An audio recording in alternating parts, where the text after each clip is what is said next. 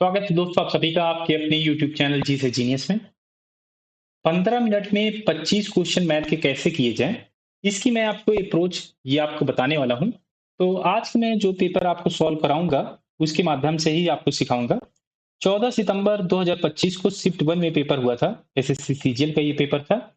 तो इसमें मैं मैथ का डिटेल में सॉल्यूशन कराऊंगा। तो वीडियो के लास्ट तक जरूर बने रहिएगा क्योंकि ऐसे ही क्वेश्चन आपके एग्जाम में भी रिपीट होंगे और आपको 15 मिनट में ज्यादा से ज्यादा क्वेश्चन कैसे अटेम्प्ट करने हैं, सॉल्व करने हैं, ये भी आपको पता लगेगा। तो चलिए शुरुआत करता हूं पहले क्वेश्चन से।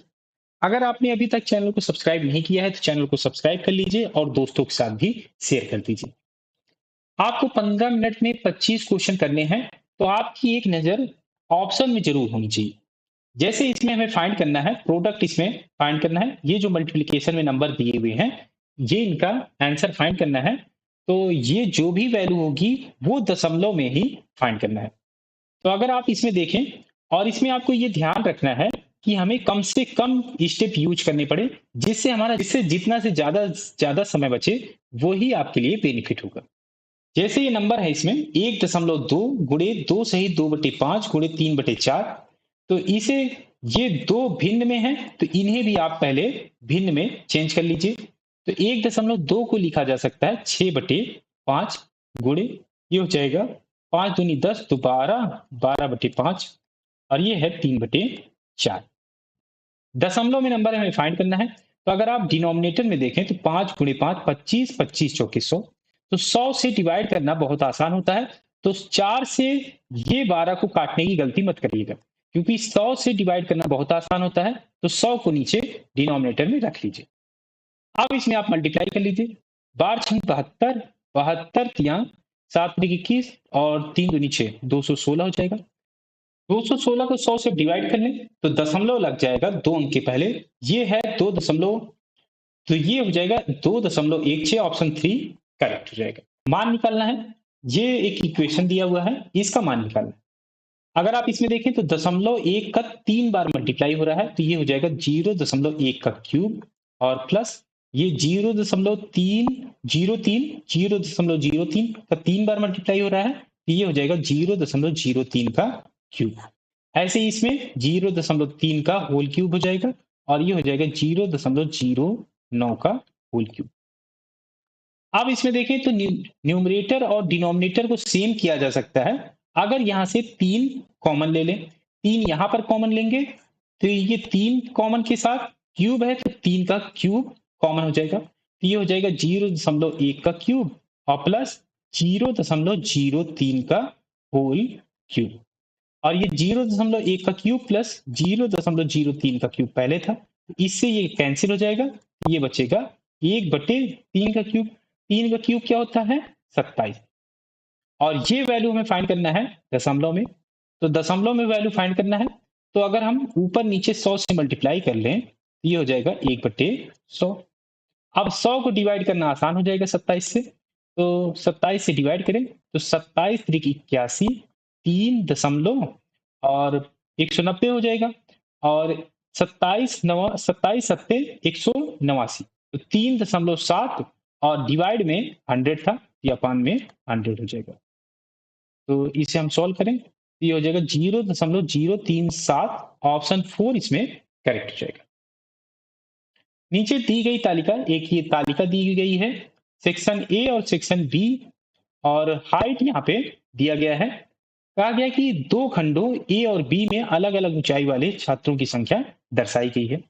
सेक्शन ए में 1.6 मीटर से कम ऊंचाई वाले कुल छात्रों की संख्या, तो ए में जो 1.65 मीटर से कम ऊंचाई वाले छात्र हैं उनकी कुल संख्या, और सेक्शन बी की बात की गई है कि 1.65 मीटर से कम ऊंचाई वाले छात्रों की कुल संख्या का अनुपात इसमें फाइंड करना है।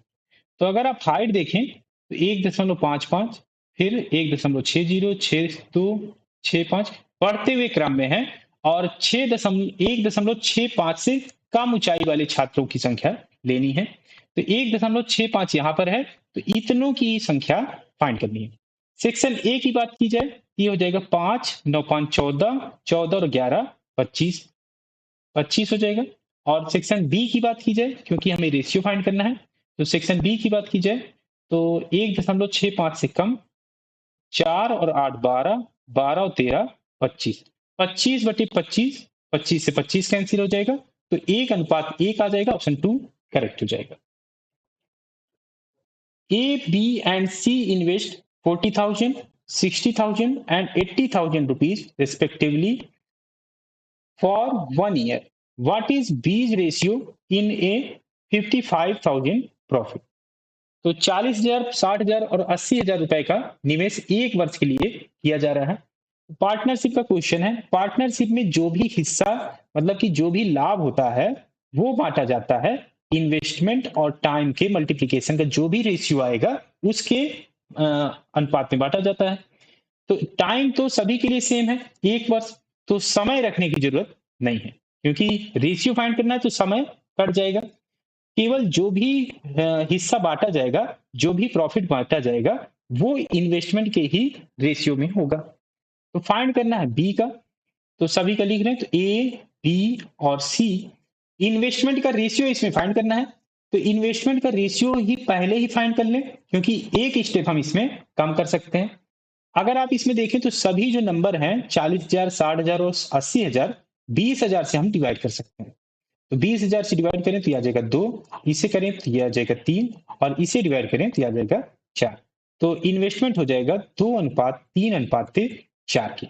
जितना कम से कम हम स्टेप लिखेंगे उतना ही समय हम बचा सकते हैं। फाइंड करना है बी का हिस्सा। बी का हिस्सा है 3, कितने में से है? 3 2 5 और 4 9, 9 में से 3 भाग है तो 3 से हम और डिवाइड कर सकते हैं तो यह आ जाएगा 1/3। 1/3 किसका निकालना है? टोटल लाभ 55,000 है, तो 55,000 का 1/3 करें तो 18,000। 18,000 से थोड़ी सी वैल्यू ये ऑप्शन 1 में है तो ऑप्शन 1 करेक्ट हो जाएगा। एग्जैक्ट वैल्यू निकालने के चक्कर में आप मत पड़िएगा। जैसे आप देखें कि ऑप्शन बहुत दूर दूर हैं तो आप अप्रॉक्स वैल्यू से ही कर सकते हैं। ए और बी क्रमशः 60,000 रुपए और 90,000 रुपए एक व्यवसाय में निवेश करते हैं। एक वर्ष बाद पूंजी पर 10% प्रति वर्ष की दर से साधारण ब्याज सहित लाभ वितरित किया जाता है। ब्याज सहित कुल लाभ 25,000 रुपए है। ए का हिस्सा कितना है ये इसमें फाइंड करना है। पार्टनरशिप का ये भी क्वेश्चन है लेकिन इसमें 10% जो ब्याज होगा साधारण ब्याज वो भी ऐड किया जा रहा है। तो अगर ए और बी का हम लाभ का परसेंटेज निकालें कि किस रेशियो में बांटा जाएगा इनका लाभ। ए इन्वेस्टमेंट कर रहा है 60,000 का, बी कर रहा है 90,000 का, तो इसमें हम डिवाइड करें क्योंकि हमें रेशियो फाइंड करना है इन्वेस्टमेंट और टाइम का। टाइम दोनों के लिए सेम है तो टाइम रखने की जरूरत नहीं है। इन्वेस्टमेंट का रेशियो निकालें, 60,000 और 90,000 में 30,000 से हम दोनों को डिवाइड कर सकते हैं तो ये आ जाएगा 2 और ये आ जाएगा 3। तो 2 रुपए अगर ए इन्वेस्टमेंट करेगा तो बी करेगा 3 रुपए का। इसमें एक चीज और ऐड है कि 10% जो भी इन्वेस्टमेंट होगा वो 10% इसमें साधारण ब्याज ऐड होगा। लेकिन ये जो टोटल प्रॉफिट दिया गया है कहा गया है कि ब्याज इसमें ऐड है। जो भी प्रॉफिट होगा 10% ए में ऐड हुआ होगा तो 10% ही बी में ऐड हुआ होगा। तो दोनों में परसेंटेज सेम है तो यही जो रेशियो होगा इसी के रेशियो में ही लाभ और जो भी ब्याज होगा वो इसी के रेशियो में इनका एडिशन बांटा जाएगा। तो ए का हिस्सा हमें फाइंड करना है। ए पा रहा है 2 भाग, कितने में से पा रहा है? 3 और 2 5 में से, और 25,000 है तो 25,000 से मल्टीप्लाई कर दें तो जो टोटल वैल्यू होगी ए की वो फाइंड हो जाएगी। तो 5 ये कटेगा तो 5,000, 5 गुणे 10, 10,000 इसका आंसर आ जाएगा, ऑप्शन 3 करेक्ट हो जाएगा। तालिका दी हुई है, 3 उत्पादों की बेची गई इकाइयां इसमें दर्शाई गई हैं। किस उत्पाद की औसत बिक्री सबसे अधिक रही? औसत बिक्री उसी की होगी, उसी की सबसे ज्यादा होगी जिसकी सबसे ज्यादा बिक्री हुई होगी। ये 3 महीने का दिया हुआ है तो तीनों महीने की जिसकी बिक्री सबसे ज्यादा हुई होगी उसी का औसत सबसे ज्यादा होगा। तो हमें एक्चुअल औसत निकालने की जरूरत नहीं है, केवल ये देखना है कि किसने सबसे ज्यादा बिक्री की है। अगर आप प्रोडक्ट ए की बात करें, जनवरी में 100 यूनिट बेच रहा है, फरवरी में 120 और मार्च में 110, तो इन तीनों को ऐड करें तो 12 10 22 22 और 11 हो जाएगा 35, 330। और ये तीनों ही जो तीनों वैल्यू दी हुई है बी की, ये 2 ही डिजिट में दी हुई है, तो ये इससे 330 से तो छोटी ही आएगी। इसे हमें कैलकुलेट करने की जरूरत नहीं है, क्योंकि सबसे अधिक किसने बेचा है, किसकी बिक्री होगी, वो फाइंड करना है। और सी में देखें तो 100 से 150, मतलब 150 ज्यादा होता है। जनवरी में ज्यादा बेचा, फरवरी में भी ज्यादा बेचा और मार्च में भी ज्यादा बेचा है। तो यही जो ऑप्शन, जो प्रोडक्ट सी होगा, यही सबसे ज्यादा बिक्री कर रहा है। तो ऑप्शन इसमें 4 करेक्ट हो जाएगा, क्योंकि जो प्रोडक्ट सी होगा वही सबसे ज्यादा औसत बिक्री करेगा।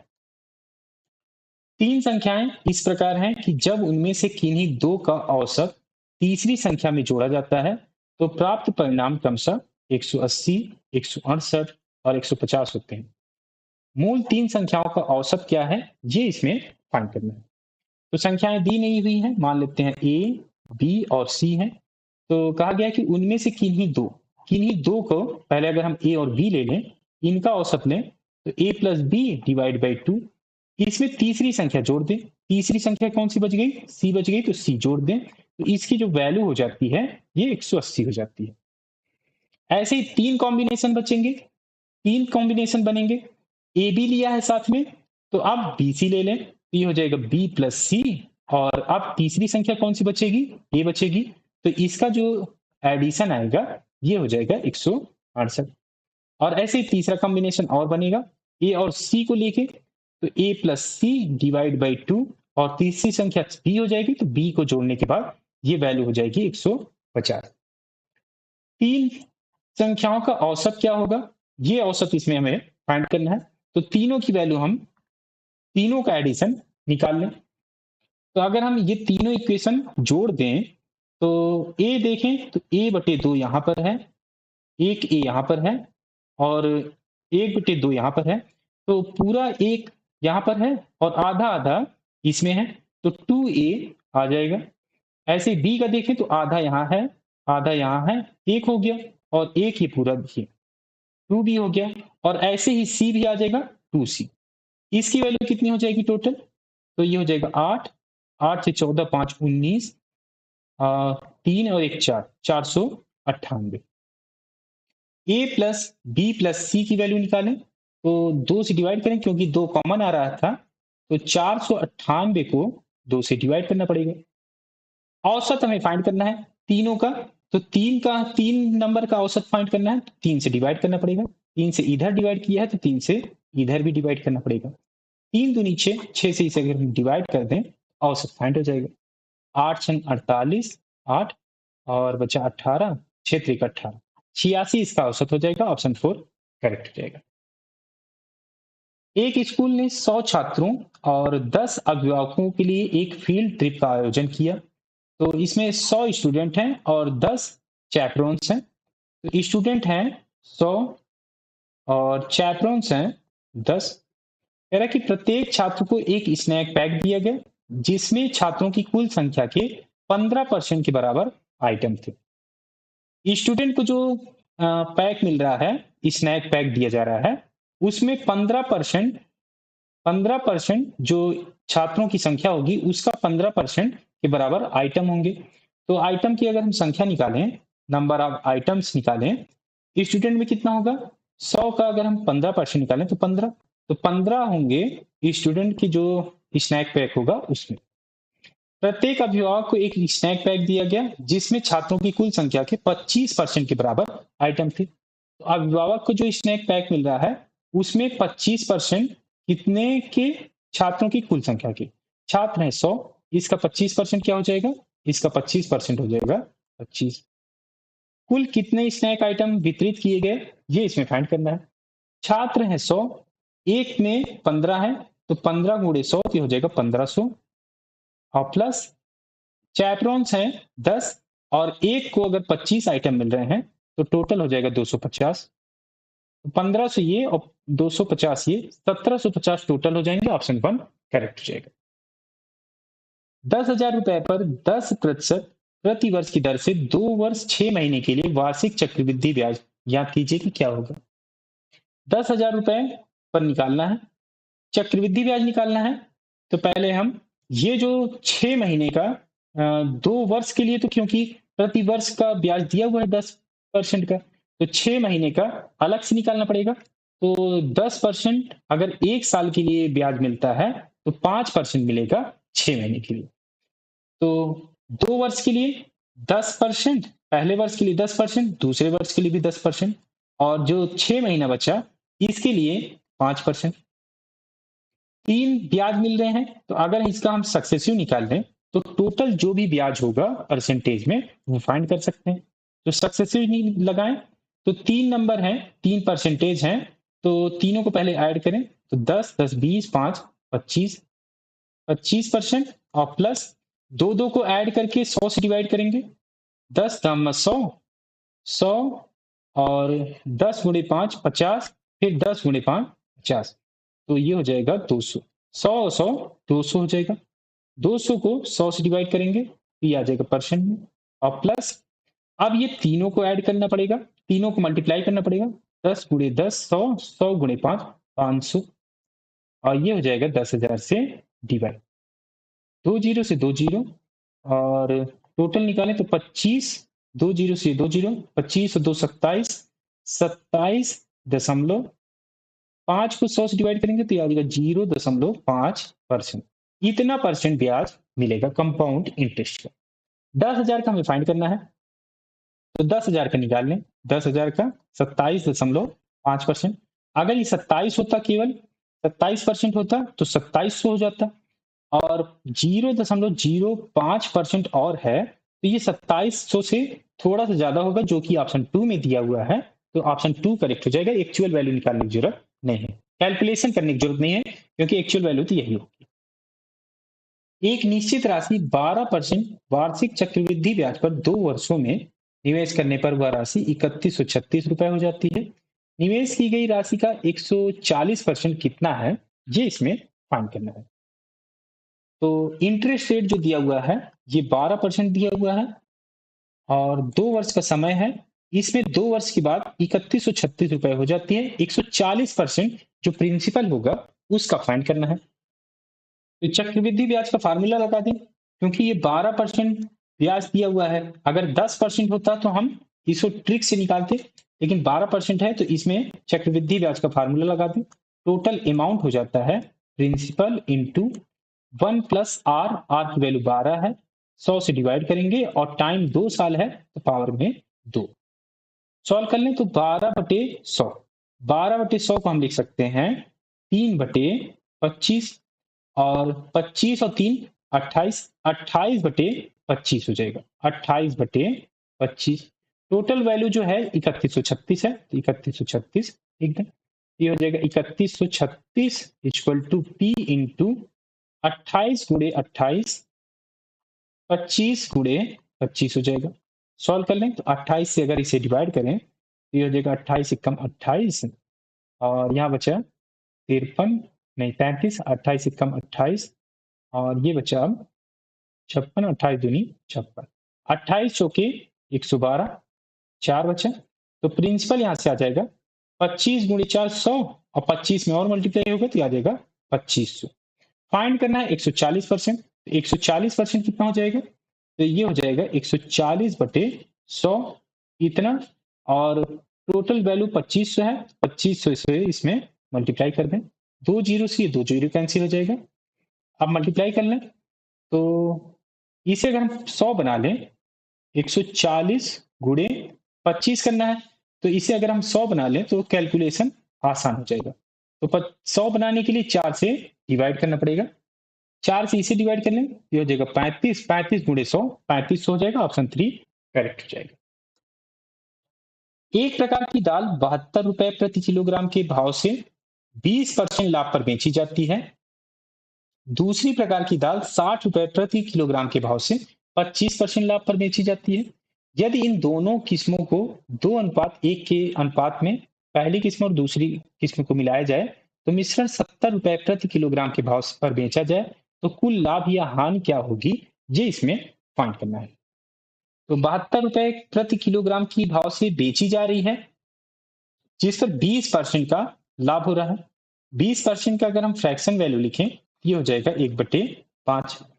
अगर 5 रुपए में कोई दाल खरीदी जा रही है तो 1 रुपए के प्रॉफिट में बेची जाएगी, तो ये हो जाएगी 6 रुपए में बेची जाएगी। इस 6 रुपए की वैल्यू क्या दी हुई है, 72। तो एक की वैल्यू निकालें तो आ जाएगा 12। कॉस्ट प्राइस 5 है, तो एग्जैक्ट वैल्यू क्या आएगी, जो एक्चुअल वैल्यू होगी तो 12 पंचे 60। जो कॉस्ट प्राइस आ जाएगी पहले दाल की वो आ जाएगी 60 रुपए।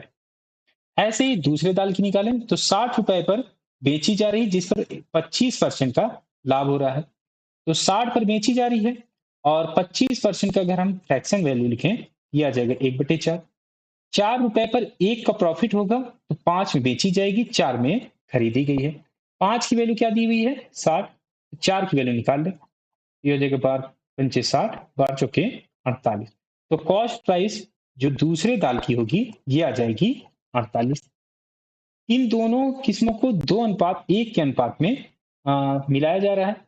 तो मान लें इसको 2 किलो मिलाया जा रहा है और इसे 1 किलो मिलाया जा रहा है, तो टोटल वैल्यू क्या आ जाएगी, 60 दूनी 120, 120 और 48 168। प्रति किलो की निकाल लें तो 3 से डिवाइड कर दें, क्योंकि 3 किलो हो जाएगी ये दाल। तो 5 ये 15 और 6 18, 56 रुपए में खरीद पड़ेगी। बेची जा रही है 70 रुपए में, तो प्रॉफिट होगा। प्रॉफिट कितने का होगा, 70 में से 56 घटाएं तो 14, और खरीद 56 की है तो 56 से डिवाइड कर दें, 100 से मल्टीप्लाई कर देंगे तो आ जाएगा परसेंट। 14 डिवाइड करें तो आ जाएगा 4, 25/4 हो जाएगा 25% का प्रॉफिट। ऑप्शन 3 करेक्ट जाएगा। एक कपड़ों की दुकान ने 3 ड्रेस D1, D2 और D3 बेची, जिनका विक्रय मूल्य 5:6:7 के अनुपात में था। उन्हें D1 पर 20% लाभ, D2 पर 10% हानि और D3 पर 30% का लाभ हुआ। पूरी बिक्री पर उनका अनुमानित कुल लाभ या हानि प्रतिशत क्या थी, ये इसमें फाइंड करना है। काफी कैलकुलेटिव क्वेश्चन होगा, क्योंकि ये वैल्यू दी हुई है इस अनुपात में, और ये जो वैल्यू दी हुई है अनुपात में, ये है सेलिंग प्राइस, क्योंकि बेचा जा रहा है, बेचने की बात की गई है, बेची जा रही है। तो इस पर हमें निकालना पड़ेगा पहले कॉस्ट प्राइस, तीनों का कॉस्ट प्राइस निकालना पड़ेगा, फिर कंपैरिजन करना पड़ेगा।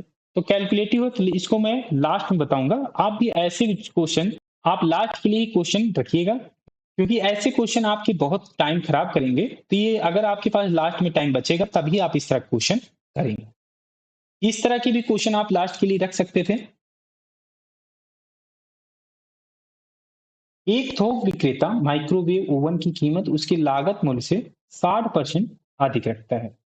अगर कोई वस्तु 100 की खरीद पड़ी है तो वह 160 रुपए उसको बेचने के लिए रखता है। कह रहा है कि वह खुदरा विक्रेता को 15% की छूट देता है। खुदरा विक्रेता बदले में माइक्रोवेव की कीमत अपने खरीद मूल्य से 25% अधिक करके बेचता है और ग्राहक को त्योहारी अवधि में 10% की छूट देता है। यदि ग्राहक अंततः माइक्रोवेव के लिए 14,490 रुपए का भुगतान करता है, तो थोक विक्रेता के लिए ओवन का मूल अनुमानित लागत मूल्य क्या था, ये इसमें फाइंड करना है। तो एक रिटेलर है, रिटेलर को 15% की वो डिस्काउंट देगा, तो 160 में 15% का डिस्काउंट करेंगे। 15% का फ्रैक्शन वैल्यू लिखें, ये हो जाएगा 3/20। डिस्काउंट है तो माइनस, कोई वस्तु अगर 20 की है तो 3 कम करके बेची जाएगी, तो बेची जाएगी 17 में। खरीद उसकी 20 है तो 17/20 से मल्टीप्लाई हो जाएगा। अब कहा जा रहा है कि marks of the mark price by 25%। इतने में तो उस रिटेलर को पड़ी है, 25% बढ़ा दिया, कॉस्ट को 25% बढ़ा दिया। तो 25% का अगर हम फ्रैक्शन वैल्यू लिखें, ये हो जाएगा 1/4। कोई वस्तु अगर 4 की है तो 1 बढ़ा के 5 में बेची जाएगी, तो ये 5/4 से इसमें मल्टीप्लाई हो जाएगा। अब फेस्टिवल डिस्काउंट के कारण 10% की छूट दी जा रही है, तो 10% का अगर हम फ्रैक्शन वैल्यू लिखें, ये हो जाएगा 1/10। डिस्काउंट है तो माइनस, तो कोई वस्तु अगर 10 की है तो 1 कम करके 9 पर बेची जाएगी, तो 9/10 से इसमें और मल्टीप्लाई हो गया। अब ये जो वैल्यू आई टोटल, ये टोटल जो वैल्यू आई वो किसके इक्वल दिया हुआ है, ये दिया हुआ है 14,490 के। सॉल्व कर लें तो 20 चौके 80, 80 से ये डिवाइड होगा तो आ जाएगा 2, और 5 दूनी 10 से ये कैंसिल हो जाएगा। 9 से इसे डिवाइड करें तो 16 नियम 144 और ये हो जाएगा 10। 17 से और डिवाइड करना पड़ेगा, तो 1 की वैल्यू आ जाएगी 1610 डिवाइड में 17। 17 नियम 153, तो ये पूरा पूरा जाएगा नहीं। और जो कॉस्ट प्राइस है ये 100 थी, क्योंकि हमें जो कॉस्ट प्राइस इसमें फाइंड करना है। कॉस्ट प्राइस हमने 100 मान रखी थी, 100 की वैल्यू फाइंड करनी है। तो अप्रॉक्स वैल्यू निकाल लें, ये हो जाएगा 16 10 और 2 जीरो इसमें और लग जाएगा, 17 से डिवाइड करना है। 17 नियम 153, 153 यहाँ पर 80 बच जाएगा, 17 पचे 85, तो लगभग आएगा 9500 के करीब, जो कि 9500 से थोड़ा सा कम होगी, क्योंकि हमने यहाँ पे ज्यादा ले लिया, 85 ले लिया 80 की जगह, तो 9500 से थोड़ा सा वैल्यू कम होगी। और ये है ऑप्शन 1 में, तो ऑप्शन 1 करेक्ट हो जाएगा। एग्जैक्ट वैल्यू निकालने की जरूरत नहीं है, क्योंकि ऑप्शन में काफी दूर दूर वैल्यू, तो इसलिए आपको एग्जैक्ट वैल्यू निकालने की जरूरत नहीं है। 60 लीटर एल्कोहल और पानी के विलयन में 20% पानी है। 60 लीटर में जो वाटर दिया हुआ है 20% दिया हुआ है, तो 20% अगर हम 60 को निकालें तो 20 छंगम 120, 12 लीटर पानी होगा। विलयन में पानी की मात्रा को 15% करने के लिए कितने लीटर एल्कोहल मिलाना चाहिए? 12 लीटर मिश्रण में पानी है, तो 60 लीटर में एल्कोहल कितना होगा? 60 में से 12 घटा दें, जो 48 लीटर एल्कोहल होगा। अब इस पानी की जो मात्रा है ये 15% करना है, 15% की अगर हम फ्रैक्शन वैल्यू लिखें, ये हो जाएगा 3/20। टोटल वैल्यू अगर 20 होगी, उसमें तीन भाग होगा पानी का, क्योंकि 15% ही हमें पानी रखना है। तो 3 की वैल्यू अगर 12 लीटर है, 3 की वैल्यू अगर 12 लीटर है, तो 1 की वैल्यू कितनी आएगी? 1 की वैल्यू आ जाएगी 4 लीटर। टोटल है 20, और इसमें एल्कोहल कितना होगा? 3 भाग इसका निकाल लें, 17। 17 भाग में 17 भाग एल्कोहल की वैल्यू कितनी होगी? 4 से इसमें मल्टीप्लाई कर दें तो आ जाएगा 68। 68 लीटर एल्कोहल होना चाहिए, लेकिन अभी है कितना? 48। तो 68 में से 48 घटा लें तो 20 लीटर एल्कोहल इसमें और ऐड करना पड़ेगा। ये है ऑप्शन 2 में, तो ऑप्शन 2 करेक्ट हो जाएगा। ए कोई काम 8 दिन में कर सकता है, बी 12 दिन में कर सकता है, वे 3 दिन 7 काम करते हैं, काम का कितना हिस्सा बचा हुआ है ये इसमें फाइंड करना है। तो टोटल वर्क निकाल लें, तो इसके लिए पहले एलसीएम ले लें, दोनों समय का एलसीएम लें, तो 12 दूनी 24, 8 तिक 24, 24 आ जाएगा इसका एलसीएम, ये हो जाएगा टोटल वर्क। इफिशियंसी निकालने की, एक दिन में कितना काम करते हैं दोनों, ए का निकालें तो 8 से डिवाइड करें तो आ जाएगा 3, और बी का निकालें तो आ जाएगा 2। 3 दिन 7 काम कर रहे हैं, तो 3 2 5, 5 काम वो दोनों साथ करेंगे, तो 3 दिन करेंगे तो 5 या 15, 15 काम 3 दिन में वो कर देंगे। बचा कितना? 24 में से 15 घटाएं तो आ जाएगा 9। 9 काम बचा हुआ है, हिस्सा फाइंड करना है। 9 काम बचा हुआ है, टोटल काम थे 24, तो 24 से डिवाइड कर दें, 3 से डिवाइड हो जाएगा तो आ जाएगा 3/8। इतना काम बचा हुआ है, ऑप्शन 3 करेक्ट हो जाएगा। एक दुकानदार 65 रुपए प्रति किलो की दर से 40 किलो दाल को 80 रुपए प्रति किलो की दर से एक निश्चित मात्रा में दूसरी दाल के साथ मिलाता है। यदि वह मिश्रण को 75 रुपए प्रति किलो की दर से बेचता है और 10% का लाभ कमाता है, तो उसने दूसरी प्रकार की दाल की कितनी मात्रा मिलाई थी, ये इसमें फाइंड करना है। एक की कीमत है 65 और दूसरी दाल की कीमत है जो जो मिलाई जा रही है ये है 80 रुपए प्रति किलो की। 40 किलो ये 65 वाली दाल मिलाई जा रही है, 40 किलोग्राम मिलाई जा रही है, और जो 80 रुपए प्रति किलोग्राम की है ये हमें फाइंड करना है कितनी मात्रा मिलाई जा रही है। मान लेते हैं ये x मात्रा मिलाई जा रही है, और इनको जो मिलाने के बाद जो बेची जा रही है वो 75 रुपए प्रति किलो में बेची जा रही है। तो अगर इसका एवरेज हमें पता चल जाए तो हम इसे आसानी से एलिगेशन से निकाल सकते हैं। तो 75 रुपए में बेची जा रही है, तो सेलिंग प्राइस बताई गई है कि 75 है। कॉस्ट प्राइस इसका निकाल लें, तो कॉस्ट प्राइस निकालने के लिए क्या करना है? 10% का लाभ कमाया जा रहा है, 10% का अगर फ्रैक्शन वैल्यू लिखें ये हो जाएगा 1/10। कोई वस्तु अगर 10 की है तो 11 में बेची जा रही है, तो 11 की वैल्यू हमें पता है कि 75 है, 10 की अगर हम वैल्यू निकाल लें तो सीपी हमें फाइंड हो जाएगा। तो 1 की वैल्यू निकालें तो 75 को 11 से डिवाइड करना पड़ेगा। 10 की चाहिए तो 10 से मल्टीप्लाई। तो ये हो जाएगा 750 डिवाइड में 11 हो जाएगा। तो एवरेज वैल्यू आ गई 750 बटे 11। इसे मैं मिटा देता हूं।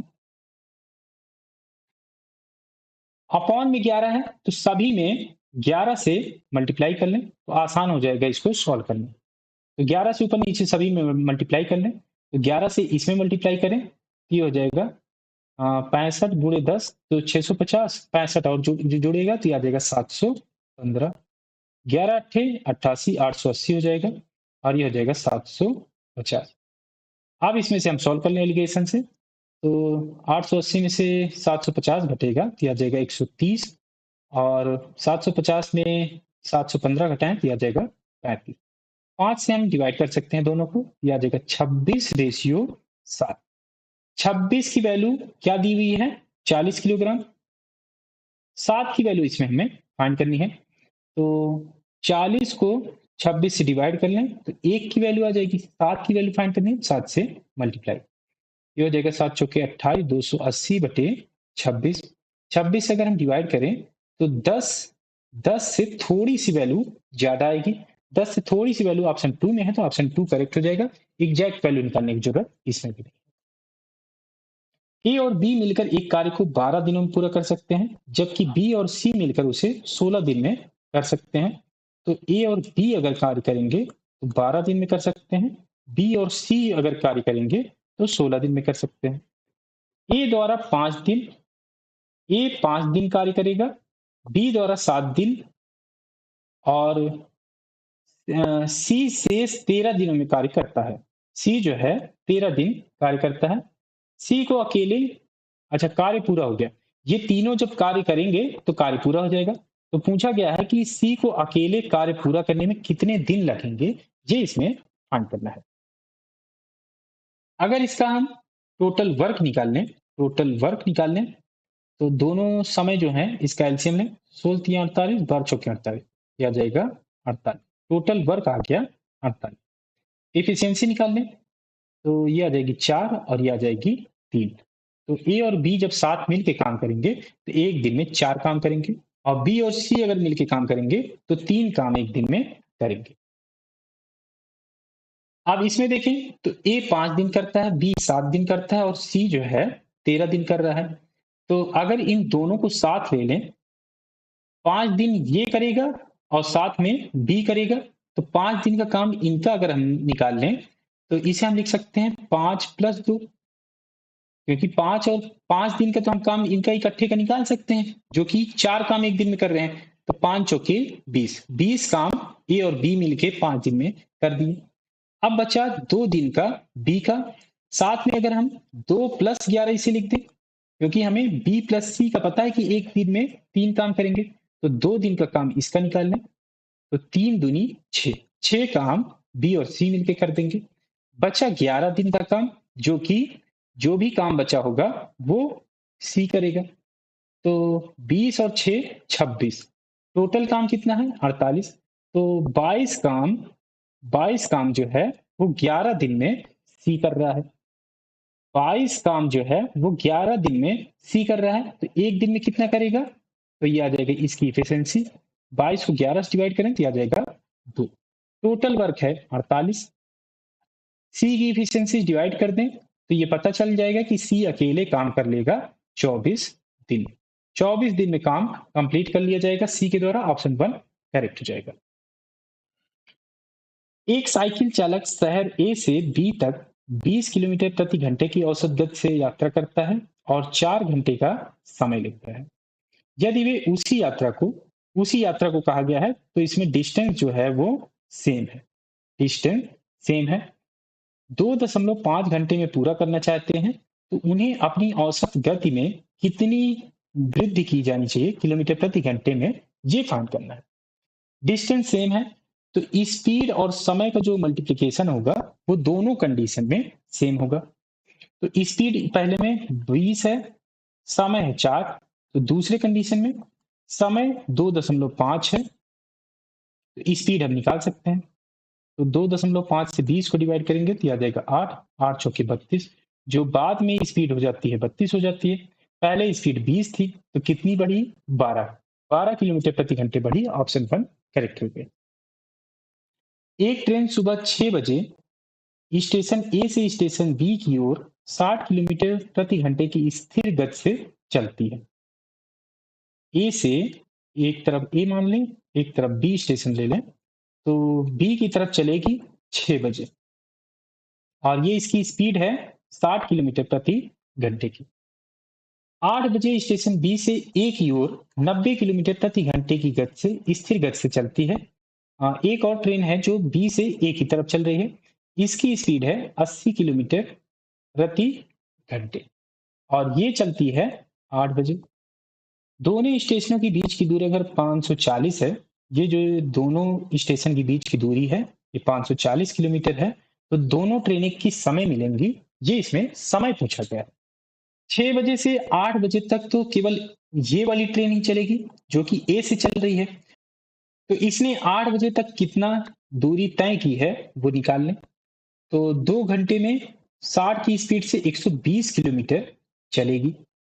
अब 8 बजे से एक ट्रेन इस साइड से आ रही है, एक ट्रेन इस साइड से आ रही है, तो अब जो स्पीड हो जाएगी, अब रिलेटिव स्पीड होगी, तो इन दोनों की स्पीड जुड़ जाएंगी। ये स्पीड 90 है, 90 है, 90 है। 60 और 90 हो जाएगी 150, 150 किलोमीटर की स्पीड हो जाएगी जो ये दूरी तय करेगी। 120 इसमें से कम कर दें तो ये जो डिस्टेंस बची हुई है वो कवर हो जाएगी। तो 120 कम करें तो आ जाएगी 420, 420 किलोमीटर अब किस स्पीड से कवर होगी? 150 की स्पीड से। सॉल्व करें, 0 से 0 कैंसिल हो जाएगा और 15 × 45, तो 3 घंटे से कम समय, 3 घंटे से कम समय में मिलेंगे। 8 बजे के बाद 3 घंटे से थोड़ा सा कम समय लगेगा, तो अगर हम 8 में 3 जोड़ दें तो ये हो जाएगा 11, 11 बजे से थोड़ा सा कम समय जो कि ऑप्शन 2 में है, तो ऑप्शन 2 करेक्ट हो जाएगा। हमें एक्चुअल वैल्यू निकालने की जरूरत नहीं है, क्योंकि अगर आप ऑप्शन में देखें तो काफी दूर दूर वैल्यू दी हुई है। अगर यहाँ पर 10 पॉइंट में समथिंग कुछ और वैल्यू दी होती तो हमें एग्जैक्ट वैल्यू निकालने की जरूरत पड़ती। इसमें नहीं दी हुई है, काफी दूर दूर है ऑप्शन, तो हम ऐसे अप्रॉक्स वैल्यू मेथड से निकाल सकते हैं। 10 मीटर व्यास वाले एक वृत्ताकार बगीचे के चारों ओर 1 मीटर चौड़ा कंक्रीट का रास्ता बना हुआ है। इस रास्ते के बनने से बगीचे के क्षेत्रफल में प्रतिशत वृद्धि कितनी की गणना कीजिए कि क्या होगी। एक वृत्ताकार बाग है, व्यास दिया हुआ है 10 मीटर का, तो इसकी जो रेडियस हो जाएगी ये है 5 हो जाएगी। 1 मीटर कंक्रीट का चौड़ा रास्ता बनाया गया है, इसके सहारे 1 मीटर का कंक्रीट का रास्ता बना दिया गया है, तो ये जो अब रेडियस हो जाएगी ये हो जाएगी 6। तो प्रतिशत वृद्धि कितनी होगी क्षेत्रफल में, ये फाइंड करना है। प्रतिशत वृद्धि फाइंड करना है क्षेत्रफल में। क्षेत्रफल प्रोपोर्शनल होता है त्रिज्या के स्क्वायर के। पहले त्रिज्या 5 थी, अब 6 हो जाती है, तो आर स्क्वायर करें, 5 × 5 = 25। पहले अगर क्षेत्रफल 25 था तो अब जो क्षेत्रफल हो जाता है ये हो जाता है 36। कितने का फर्क आया? तो ये आ गया, इसमें 11 यूनिट का फर्क आ गया। कितने से आया है? ये आया है 25 से, तो 11/25 परसेंट में निकालना है, 100 से मल्टीप्लाई। 25 से इसे डिवाइड कर दें तो आ जाएगा 4, 11 चौके 44, 44% की वृद्धि हो जाएगी। ऑप्शन 3 करेक्ट हो जाएगा। 14 सेंटीमीटर त्रिज्या वाले एक वृत्त के त्रिज्यखंड का क्षेत्रफल 154 सेंटीमीटर स्क्वायर है। त्रिज्यखंड का कोण ज्ञात कीजिए कि क्या होगा। त्रिज्यखंड का जो क्षेत्रफल होता है उसका फार्मूला होता है pi R square into theta by 360 degree. Area दिया हुआ है 154, पाई पाई की वैल्यू 22/7, आर की वैल्यू 14 है, तो ये रख दें, और थीटा इसमें फाइंड करना है तो थीटा ऐसे रख दें 360 डिग्री। 7 से ये डिवाइड होगा तो आ जाएगा 2, और 22 से इसे डिवाइड करें तो आ जाएगा 7, 7 से इसे हम डिवाइड कर सकते हैं तो आ जाएगा 2, 2 दूनी 4 से इसे डिवाइड करें तो आ जाएगा 90 डिग्री। क्रॉस मल्टीप्लाई करें तो थीटा आ जाएगा 90 डिग्री, और ये ऑप्शन 1 में, तो ऑप्शन 1 करेक्ट रहेगा। एक वृत्ताकार साइन बोर्ड की त्रिज्या 2 मीटर है। यदि पेंट करने की लागत 60 रुपए प्रति वर्ग मीटर है और बोर्ड का 10% भाग बिना पेंट किए छोड़ दिया जाता है, तो पेंट करने की कुल लागत क्या होगी, ये इसमें फाइंड करना है।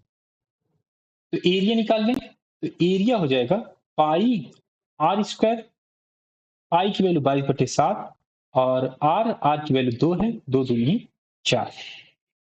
10% भाग बिना पेंट किए ही छोड़ दिया जाता है, तो जो टोटल एरिया पेंट किया जाता है वो हो जाएगा 9/10 से मल्टीप्लाई कर देंगे तो 90% ही भाग इसमें पेंट हुआ होगा। और टोटल वैल्यू फाइंड करनी है, तो टोटल वैल्यू फाइंड करने के लिए ये जो रेट है इसका भी मल्टीप्लाई करना पड़ेगा इस एरिया में। तो जो रेट, जो प्राइस होगा, जो अमाउंट होगा वो फाइंड हो जाएगा। तो इसे सॉल्व कर लें। 10 से ये कैंसिल हो जाएगा और 22 चौके 88 गुणे 9 छके 54 डिवाइड करना है 7 से। इसमें ऑप्शन थोड़ा पास पास दिए हुए हैं, इसकी वैल्यू निकालना पड़ेगा आपको। 88 गुणे 54 को पहले मल्टीप्लाई कर लें। 8 चौके 32, 3 8 चौके 32 और 8 पंचे 40, 72 3 75 7 8 पंचे 40 और 7 47, 4752 को डिवाइड करना पड़ेगा 7 से। 7 से डिवाइड करें, 7 छंग 42, ये बच्चा 55, ये हो जाएगा 55, 7 सते 49 और तो 670 से थोड़ा सा वैल्यू ज्यादा आएगी जो कि ऑप्शन 2 में है, तो ऑप्शन 2 करेक्ट हो जाएगा। एग्जैक्ट वैल्यू निकालने की जरूरत इसमें भी नहीं है। समीकरण दिया हुआ है 4x प्लस 5y बराबर 20, y का अंतःखंड ज्ञात कीजिए कि क्या होगा। y इंटरसेप्ट इसमें फाइंड करना है। y एक्सिस पर x की वैल्यू 0 होती है, तो x की वैल्यू इसमें 0 रख दें, तो ये हो जाएगा 5y इक्वल टू 20। y की वैल्यू यहां से क्या आ जाएगी 4, 4 आ गई y की वैल्यू, यही हो जाएगा इसका अंतःखंड, ऑप्शन 2 करेक्ट हो जाएगा। x प्लस 1/x 4 दिया हुआ है, x cube plus 1/x cube की वैल्यू क्या होगी, तो इसका डायरेक्ट फार्मूला होता है, अगर ये a है ये हो जाएगा a cube minus 3a, a की वैल्यू रख दें 4 है, 4 का क्यूब ये हो जाएगा 64 और माइनस 3a, तो 4 3 12, ये हो जाएगा 52, 52 इसका आंसर आ जाएगा, ऑप्शन 3 करेक्ट हो जाएगा। 0.1 0.01 0.001, तो सभी जो अंक दिए हुए हैं इन्हें ऐड करें, इन्हें ऐड करें तो ये है थर्ड प्लेस पर, ये है सेकंड प्लेस पर और ये है फर्स्ट प्लेस पर, तो 0.111 इसका आंसर आ जाएगा, ऑप्शन 2 करेक्ट हो जाएगा। इसमें एक क्वेश्चन मैंने आपको छुड़वाया था, वो भी बता दूं, क्योंकि लास्ट में आप देखें तो काफी आसान आसान से क्वेश्चन दिए हुए थे, तो इसलिए आपको लास्ट तक क्वेश्चन आपको करने हैं। जो भी आपको लेंदी क्वेश्चन दिखे उसे आप लास्ट के लिए ही छोड़िए। इसमें जो अनुपात दिया हुआ था सेलिंग प्राइस का, ये दिया हुआ है 5:6:7। पहले पर 20% का प्रॉफिट हो रहा है, प्रॉफिट। दूसरे पर 10% की लॉस हो रही है, लॉस, और इसे प्लस में लिख लें प्रॉफिट के लिए, और ये 30% का लाभ हो रहा है तीसरे के लिए, 30 रुपए के लिए। इसका अगर फ्रैक्शन वैल्यू लिखें तो 20% को हम लिख सकते हैं 1/5, प्रॉफिट है तो प्लस, और ये हो जाएगा 1/10 माइनस में, और ये हो जाएगा प्लस 3/10, ये आ जाएगी इनकी फ्रैक्शन वैल्यू। इसको मिटा देता हूं अब, इसको, क्योंकि हमें कॉस्ट प्राइस चाहिए, कॉस्ट प्राइस निकाल लें। अगर 5 में 1 जुड़ेगा तो 6 की वैल्यू 5 दी हुई है, कॉस्ट प्राइस हमें फाइंड करना है तो 5 की वैल्यू पता करनी है। 6 की वैल्यू अगर 5 है तो 1 की वैल्यू कितनी आएगी 5/6, 5 की वैल्यू हमें फाइंड करनी है, तो 5 गुणे 5 25/6 हो जाएगी, तो कॉस्ट प्राइस आ गई 25/6। ऐसे अगर इसमें निकालें तो माइनस में है तो 10 में 1 कम हो जाएगा, तो 9 की वैल्यू 6 है, 9 की वैल्यू 9 की वैल्यू 6 है, और हमें फाइंड किसकी करनी है 10 की, तो 6/9 गुणे 10 हो जाएगा, तो 3 से इसे डिवाइड करें तो यह आ जाएगा 2 और यह आ जाएगा 3, ये हो जाएगा 20/3। ऐसे अगर हम ये वाले की निकालें कॉस्ट प्राइस, तो 10 में 3 जुड़ेगा तो 13, 13 डिवाइड में आ जाएगा, ये 10 मल्टीप्लाई में 7 से मल्टीप्लाई होगा तो ये आ जाएगा 70। अब इसे हम मिटा दें क्योंकि इसकी अब जरूरत है ही नहीं। कॉस्ट प्राइस हमें पता चल गई। अगर इसे हम दशमलव निकालें तो 6 चौके 24 बचा 1, 6 कम 6, 6 छक 36, लगभग आएगा 4.16 इसका कॉस्ट प्राइस।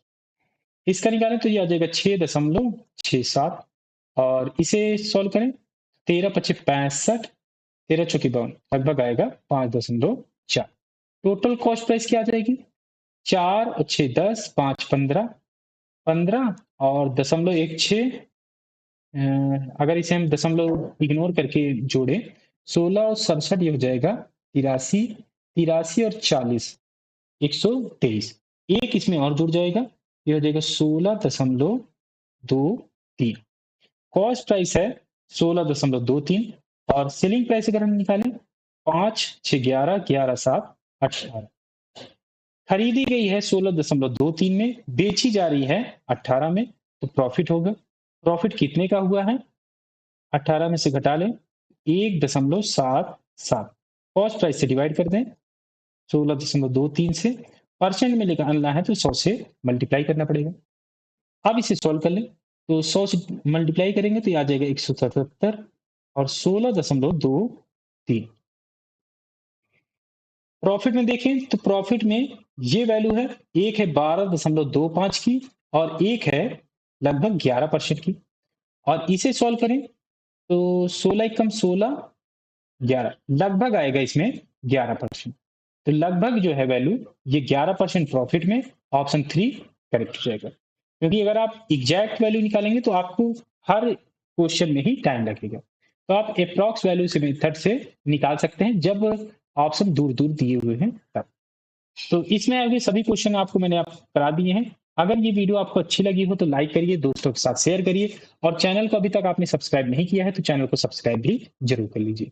तो मिलते हैं एक नए वीडियो के साथ, तब तक आप ऐसे ही क्वेश्चंस की प्रैक्टिस करिए, और कुछ भी आपको नए क्वेश्चन पूछना हो, कुछ और पूछना हो, या आपको और किसी तरीके के नए वीडियो चाहिए तो आप कमेंट करके जरूर बताइए।